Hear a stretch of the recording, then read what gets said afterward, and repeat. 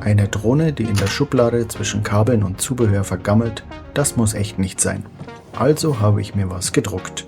Das hat keinen tiefen technischen Hintergrund. Ich finde es einfach schöner, wenn meine Drohnen an der Wand hängen, statt irgendwo rumzuliegen. So sieht es vorher aus und es nervt mich jedes Mal. Angefangen habe ich mit dem Ausmessen. Die R65 wiegt gerade mal 17 Gramm, also muss die Halterung überhaupt nichts tragen. Es geht nur darum, dass die Drohne sauber sitzt. Die naheliegendste Lösung wäre gewesen, die Drohne genau nachzubauen, also die exakte Form nachzumodellieren. Das Problem ist dabei der Akkustecker.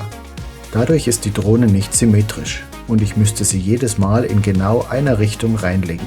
Mit dem Akku würde sie dann gar nicht mehr passen. Deshalb habe ich keine exakte Form genommen, sondern ein abgerundetes Rechteck.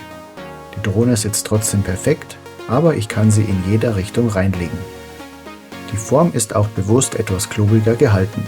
Dadurch habe ich an den Seiten genug Platz, um später Aufkleber anzubringen. Und das Loch in der Mitte spart Material und Druckzeit, ohne dass die Halterung an Stabilität verliert.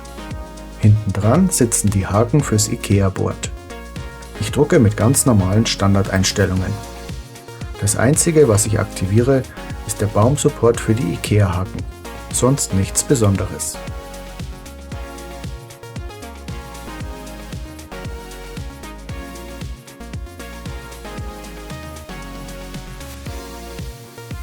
Frisch vom Druckbett.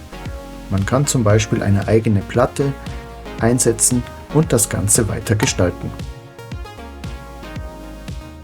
So lässt sich das Modell noch weiter an den eigenen Geschmack anpassen. Aufkleber drauf und an die Wand. Und genau so soll das aussehen. Ein paar hängen mittlerweile schon und die Wand ist noch lange nicht voll. Wenn ihr sowas auch bauen wollt, das Modell gibt's kostenlos. Link in der Videobeschreibung.